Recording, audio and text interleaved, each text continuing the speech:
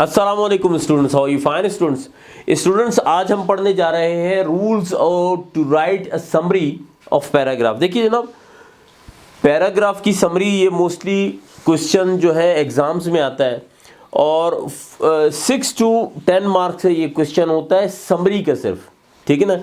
अगर आप पेपर देखेंगे, पेपर में पहला ही क्वेश्चन होता है जिसमें ये एक पैराग्राफ दिया था, मल्टीपल क्वेश्चंस होती हैं उसमें, और एक क्वेश्चन नंबर फर्स्ट लिखे हो कि क्वेश्चन नंबर 1 इज़ कंपलसरी, बाकी जो रेस्ट है उससे आप 4 कर लें, 3 कर लें, ये वो उनकी अपनी चॉइस है। और उसमें जो क्वेश्चन होता है ये उसके मार्क ही जो है वो एक्स्ट्रा मार्क होते हैं, 6 to 10, 8 लाइक दिस आप कह सकते हैं। मैं आप लोगों को यहाँ समरी करवा रहा हूँ। इसको करने के बाद इंशाअल्लाह ताला आप वो 6 या 10 या 8 या जितने भी मार्क वो एग्जामिनर ने किए, इंशाअल्लाह ताला कोई मार्क आपका नहीं जाएगा। I am sure about that. Problem is this कि आपने इसको देखना है बहुत ही ज़बरदस्त अटेंटिवली, कहीं नहीं जाते बेटा मार्क, और ये मार्क ही आपको ऊपर ले जाएंगे या नीचे ले आएंगे, ठीक है ना जी। So come to the point. देखें सबसे पहले रूल्स में ये आता है कि रीड द पैराग्राफ केयरफुली। जनाब पैराग्राफ आप के सामने है, आपने उसको रीड करना है carefully 2 or 3 time to get the main idea. अब देखें बात आ रही है मेन आइडिया में। मेन आइडिया को आपने बहुत नोट डाउन तक रखना है, आखिर रूल तक ना, ये जो 10 लिखा हुआ है यहाँ तक ये मेन आइडिया आपको पकड़ के रखेगा, ठीक है ना। आपने मेन आइडिया को पकड़ना है, 2 to 3 टाइम पढ़ना है। मैं कहता हूँ टाइम नहीं होता, वाकई में टाइम बहुत कम होता है, तो आपने इसको जो है अब मैं ये नहीं कहूँगा कि आप 4 टाइम पढ़े, 5 टाइम पढ़े, लेकिन जो है आपने इसको पढ़ना है। जब मेन आइडिया आप गेट कर लें, सेकंड टाइम पे गेट कर लेंगे इंशाल्लाह ताला, थर्ड टाइम तो ज़्यादा हो जाएगा।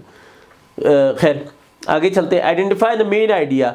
आपने ये मेन आइडिया आपने गेट कर लिया, अब आपने इसको आइडेंटिफाई कर लिया, कहीं लिख लें छोटा सा, ठीक है ना, पेपर के ऊपर ही लिख लें, कहीं भी लिख लें कि भाई इसके मेन आइडिया ये। Then find the central idea और topic sentence of the paragraph. देखें सेंट्रल आइडिया जो होता है वो टॉपिक सेंटेंस के अंदर ही होता है। लाजिम बात है, अगर आपने मेन आइडिया को पकड़ लिया है देन फिर टॉपिक सेंटेंस पकड़ना is not a problem for you यार। आपने जब उसको मेन आइडिया ही को आपने ग्रैब कर लिया। नंबर 3 पे आते हैं जी, पिक इंपॉर्टेंट पॉइंट्स। अब देखें मेन आइडिया आपने कहीं लिख लिया है, आपके जहन में है, आपने क्या करना है, पिक इंपॉर्टेंट पॉइंट्स। उसी मेन आइडिया को जहन में रखते हुए आपने इंपॉर्टेंट पॉइंट्स पकड़ने। अगर आपके जहन में वो आइडिया होगा तो इंपॉर्टेंट पॉइंट खुद ब खुद आपके सामने हाईलाइट हो जाएंगे, ठीक है ना जी। ओनली की पॉइंट्स मस्ट बी फॉलोड। लाजिम बात है, की पॉइंट्स ही आप करेंगे, समरी लिख रहे हैं। Examples, stories and extra details, repetition, minor details omit. ये सारी चीज़ें जो मैंने लिखी हैं यहाँ से लेकर यहाँ तक, बल्कि मैं ऐसा करता हूँ कि इसको मैं यहाँ से लेकर यहाँ तक जो है ना, ये आप ये ओमिट करेंगे आप, ये इसकी ज़रूरत नहीं है, समरी में इसकी कोई ज़रूरत नहीं होती।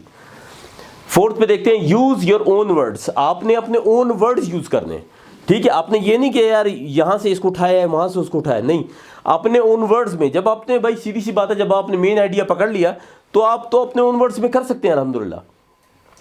Describe the main idea in your own words. अब उसी जो मेन आइडिया आपने पकड़ा है, जो आपने लिख दिया है, उसको आप ओन वर्ड्स में यूज़ करेंगे, ओन वर्ड्स में आप उसको इस्तेमाल करेंगे।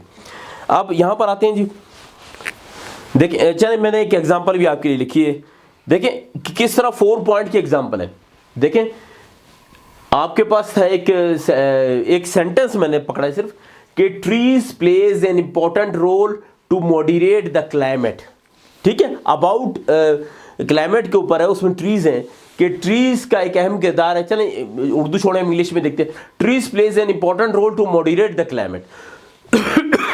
इसको आपने कैसे एक्सप्लेन करना है, देखिए ये जो मैंने स्टार बनाया हुआ है, trees moderate the climate, simple. आपने उसको समराइज करना है ना बेटा, तो आपने करना है trees moderate the climate. Moderate करते हैं, क्या जरूरत है आपको इंपॉर्टेंट रोल और दिस और दैट, इन चीजों को देखें, एक एग्जांपल थी, इन चीजों को आपने ओमिट करना है।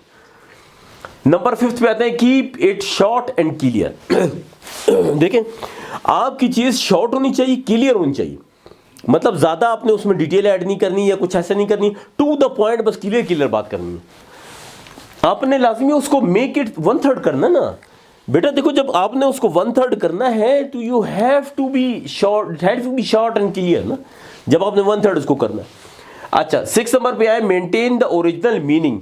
ओरिजिनल मीनिंग, दोबारा मैं वहीं जाऊंगा, ये देखें मेन आइडिया पे, मैंने कहा ना कि मेन आइडिया पे जाऊंगा।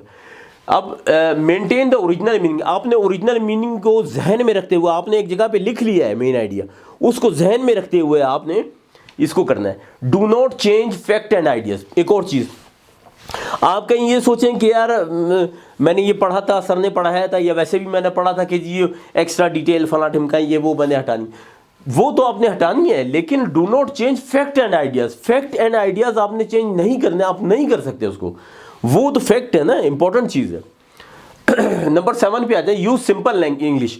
अब अल्हम्दुलिल्लाह चीज़ें आपको पता है, उसको आपने सिंपल सिटी में, आपने ये नहीं कि आपने अपनी वोकैबुलरी झाड़ देनी है, जितनी वोकैबुलरी आपको आती सारी ख़त्म कर देनी है आपने उसी टाइम, नहीं, आपने जो है सिंपल इंग्लिश यूज़ करनी है जो कि अंडरस्टैंड कर सके आपके रीडर को। आपका रीडर कौन है? आपका रीडर आपके टीचर है, आपके एग्जामिनर है, ठीक है ना, ठीक है, उनका लेवल अप है व्हाटसोएवर जो भी है। इट डज नॉट मीन कि आप खतरनाक इंग्लिश डालते जाए उसमें, ठीक है। अवॉइड ग्रामेटिकल मिस्टेक, कोशिश करें कि ग्रामेटिकल मिस्टेक्स कम से कम हो। अच्छा, use third person and present tense. Third person तो आपको पता है कि जी he she it like this, ये सारे जो थर्ड पर्सन है आपने थर्ड पर्सन में करना है और प्रेजेंट टेंस में बात करनी है। नंबर 9 पे आते हैं, रिमूव एग्जाम्पल एंड कोटेशन। देखिए यहाँ पर मैंने आपको बताया था ना कि रिपीटिशन और दिस और दैट, यही चीज़ मेरे ख्याल है दोबारा उन्होंने हाईलाइट की हुई है कि रिमूव एग्जाम्पल्स एंड कोटेशन। देखो बेटा, जब आप एग्जाम्पल्स और कोटेशन को हटाएंगे तभी कुछ वो समराइज होगा ना, और एल्स तो उसने समराइज होना ही है। फॉर आगे मैंने लिख दिया कि no example and quotation summary. सीधी सी बात है, रूल है कि समरी के अंदर एग्जाम्पल कोटेशन होता ही नहीं है। अगर फॉर एग्जाम्पल खुदा न खास्ता आपने डाला तो हाउ कैन इट बी 1/3, होएगा ही नहीं, ठीक है ना, आपके लिए उल्टा मसला बन जाएगा। तो अच्छा खैर, अब ये नेक्स्ट पे आते हैं, give and suitable title. Suitable title ये तो मेरे ख्याल है किसी किसी में मैंने देखा कि शायद नहीं होता, वैसे तो होता है। आप एक जहन बना लो बेटा अपना कि आपने टाइटल देना है, भले से मांगा हो नहीं मांगा हो। जब आप टाइटल दोगे तो फिर खुद ब खुद ही वहां पर वो आ जाएगा ना, ये आपका मेन आइडिया पकड़ोगे ना टाइटल से। Title should reflect the main idea. अब दोबारा मेन आइडिया, मैंने क्या कहा था कि ये मेन आइडिया जो है ये एंड तक आपको पहुंचाएगा। तो अभी जब आपका टाइटल ऐसा होना चाहिए जो आपके मेन आइडिया को रिफ्लेक्ट करे। अब हम इंशाल्लाह ताला मैं आपके सामने एक एग्जांपल रखूंगा, एक पेपर से ही मैंने एग्जांपल ली हुई है, उसको मैं एक्सप्लेन करूंगा। पहले मैं वो लिखूंगा जो ओरिजिनल टेक्स्ट है, ओरिजिनल पैराग्राफ है, देन उसका फिर सब कुछ जो मैंने पढ़ाया इंशाल्लाह ताला। उम्मीद है कि चीज़ें आपको समझ आ गई होंगी, अंडरस्टैंड आपने कर लिया होगा। सेम चीज़ें जो आपने पढ़ी, how to implement that thing ना, how to implement these things into an example, ये इंशाल्लाह ताला नेक्स्ट वीडियो में आपको मैं ऐसी एग्जांपल आपके सामने आएगी जिसमें सारी चीज़ें इम्प्लीमेंट हुई होंगी। तो इंशाल्लाह ताला मिलते हैं नेक्स्ट वीडियो में। Thank you very much. अस्सलाम वालेकुम।